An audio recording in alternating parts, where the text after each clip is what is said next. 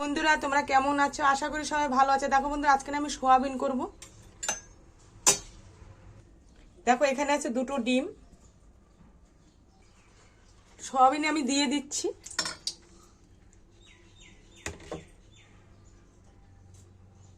এবারে দেবো একটু লবণ।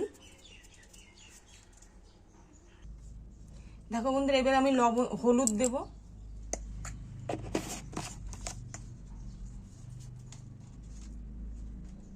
এবার আমি ভালো করে মাখিয়ে নেবো এটাকে।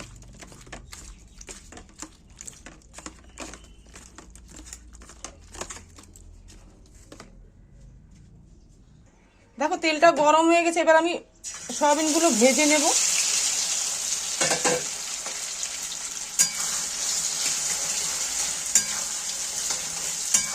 ভাজা হয়ে গেলে তুলে নেব।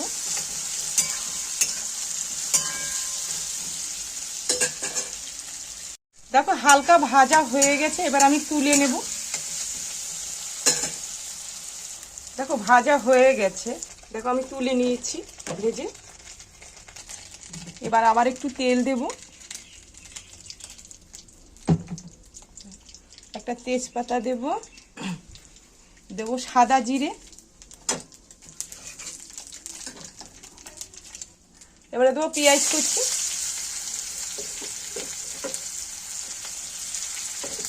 একটা কাঁচা লঙ্কা দিয়ে দিলাম।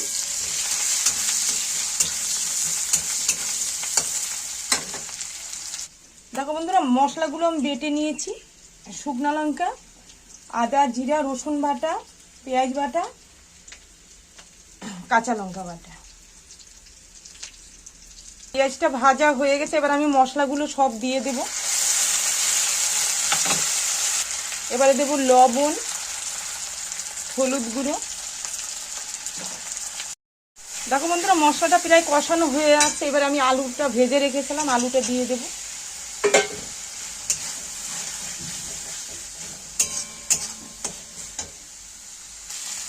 দেখো বন্ধুরা, মশলাটা না কষানো হয়ে গেছে, এবার আমি একটু জল দিয়ে দেব।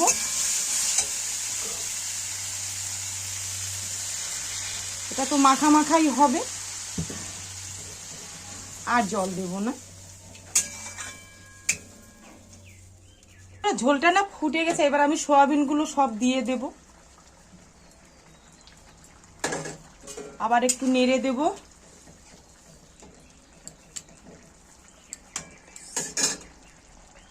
দেখো বন্ধুরা, সয়াবিনটা প্রায় হয়ে আছে, আমি এবার একটু গরম মশলা দেব।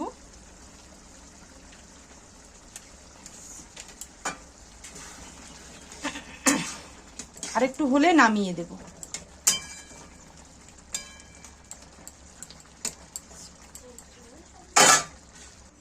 দেখো বন্ধুরা, সোয়াবিনের তরকারিটা হয়ে গেছে, এবার আমি নামিয়ে দেব।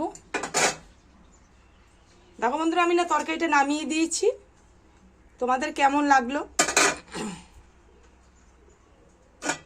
যদি ভালো লাগে লাইক শেয়ার কমেন্ট করো।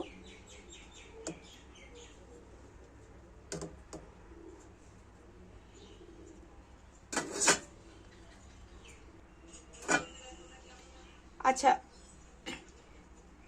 আর তোমরাও সবাই ভালো থেকো, ঠিক আছে?